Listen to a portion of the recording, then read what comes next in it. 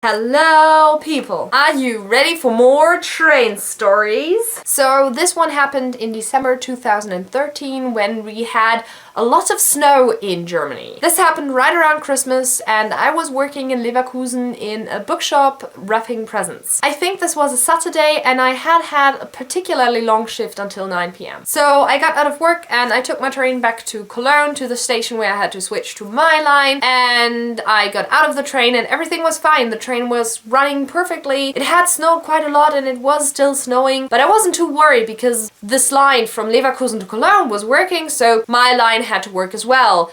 At least that's what I thought. When I arrived at the station, my line was already announced on the board and it said 10 minutes delay. I wasn't too worried about that because 10 minutes is nothing. It's just a bit of delay. It's something that you would expect when it's really snowing heavily. So I just waited at the platform and the delay became 20 minutes and 30 and suddenly my train vanished. Not the actual train, but the announcement for the train. Instead of my train, the other line that would have taken me back to Leverkusen arrived. So I thought, well, if that train is running, mine should be coming soon. It shouldn't be too bad. By then it was already 10 p.m. So on this platform were a lot of people waiting for their train because it's quite an important line. I started talking to some of them and one woman told me that she had been waiting there since 8 p.m. So she'd been waiting for 2 hours now. I was getting worried at this point, but honestly, I just thought, well, the other line is running, why wouldn't my line be running? Because they're on the same tracks for quite a long while, and they only split up after the station I was waiting at. So what could go wrong? Well, apparently a lot, because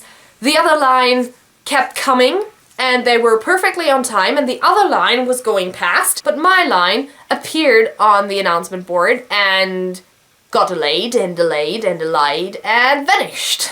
And then the other train came again. So we stood there until I think 10:30, and then I finally decided to call up my dad and ask him to take me home. The issue was that because it had been snowing so much, the streets weren't really safe either. My dad obviously agreed to get me because the trains weren't running, and how was I supposed to get home? There were no taxis anywhere.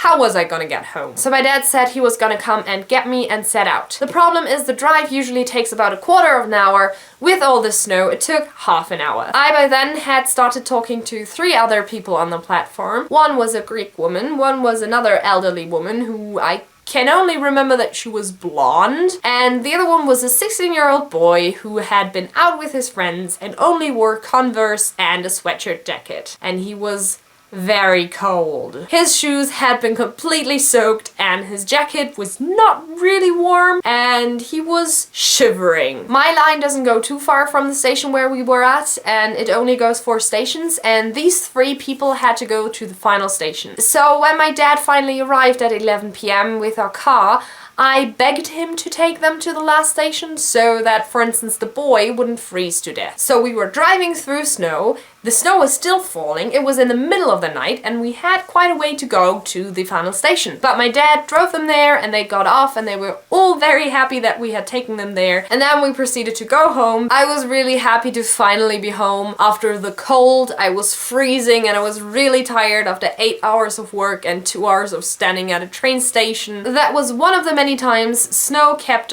the train system in Germany from running properly. I hope you enjoyed this story. If you did, please leave a like down below. This was the second video in the series. There are gonna be a lot more because I'm on trains on a day-to-day basis. Leave me all of your stories where snow prevented your trains from driving down in the comments below, and I will see you very soon. Bye bye!